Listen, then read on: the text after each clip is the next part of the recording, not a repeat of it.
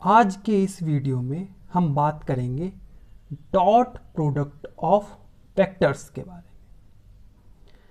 तो दोस्तों, दो वेक्टर का जो मल्टीप्लिकेशन है वो हम या तो डॉट प्रोडक्ट उसका निकाल सकते हैं और या क्रॉस प्रोडक्ट निकाल सकते हैं। तो आज हम बात करेंगे डॉट प्रोडक्ट के बारे में। तो मान लीजिए आपके पास एक वेक्टर है, वेक्टर p, जो कि है एक हॉरिजॉन्टल डायरेक्शन, और एक वेक्टर है a जो कि इस वेक्टर b से एक एंगल थीटा बनाता है। तो अब हम इन दो वेक्टर्स का, वेक्टर a और वेक्टर b, इन दो वेक्टर्स का हम डॉट प्रोडक्ट हमें निकालना है। तो अगर हम देख सकते हैं कि ये जो वेक्टर a है इसका जो प्रोजेक्शन है, यानी इस वेक्टर का जो प्रोजेक्शन वेक्टर b की डायरेक्शन में अलोंग वेक्टर b जो है वो है a cos theta. So the projection of vector a, the projection of vector a along vector b is a cos theta. तो अगर हम इस क्वांटिटी में, इस वैल्यू में, अगर हम इस वेक्टर की जो लेंथ है, जो कि मैग्नीट्यूड है इसका वेक्टर b, इससे अगर हम मल्टीप्लाई कर दें तो वो हमको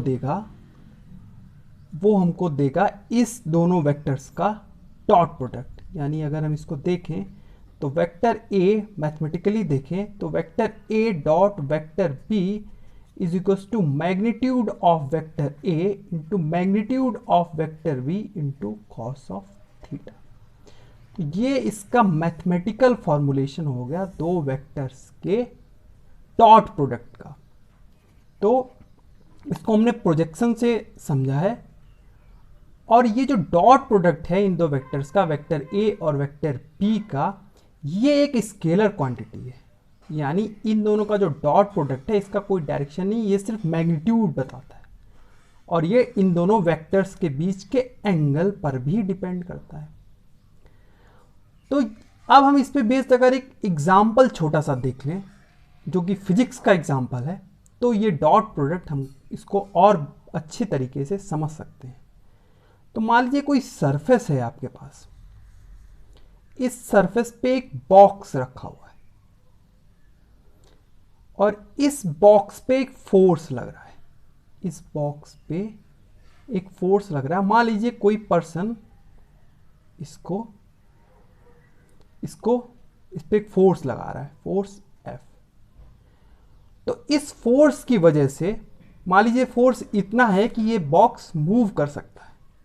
तो इस फोर्स की वजह से ये इस बॉक्स में एक डिस्प्लेसमेंट होगा जिसकी डायरेक्शन हॉरिजॉन्टल डायरेक्शन में, और इन दोनों का बीच का जो एंगल है वो थीटा है।